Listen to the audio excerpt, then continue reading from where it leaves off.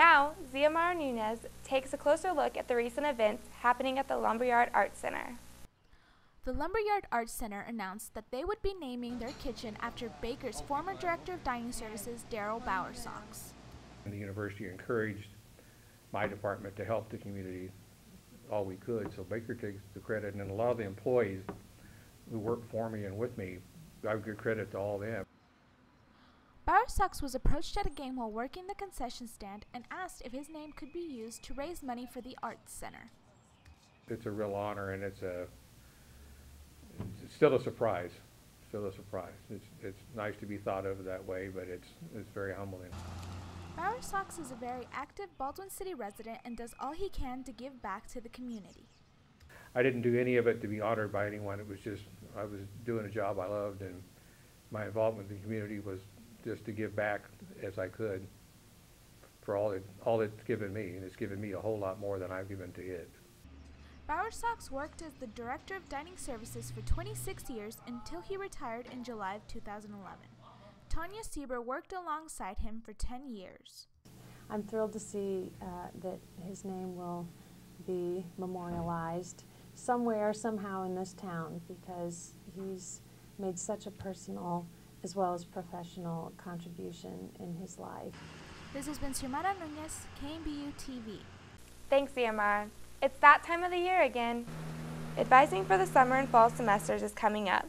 The timetables and enrollment information are available on the Baker website from the registrar's page. Enrollment begins on April 2nd based on seniority and number of hours completed. Sign up for appointments with your advisors as soon as possible. Now, we're on to this week's Baker Beat, where we ask students what they think about the Kony 2012 video. I think things that's going over there are pretty dramatic, and what's actually happening has been going on for 20, 40 years already, and I think that finally somebody brings it to light is actually beneficial for us, you know, being able to actually do something about it if we as a nation is, and we can finally bring justice to them. I haven't been really paying much attention to this Kony situation. From what I've heard, it sounds like a real tragic situation. It's really unfortunate. I guess I'm just glad someone's passionate about bringing up a subject that I think people should be aware about, getting other people passionate about it as well.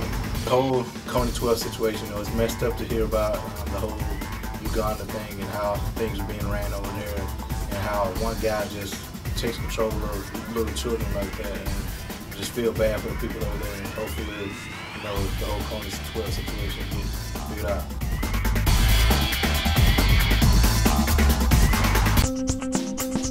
Exciting. Comforting. Innovating.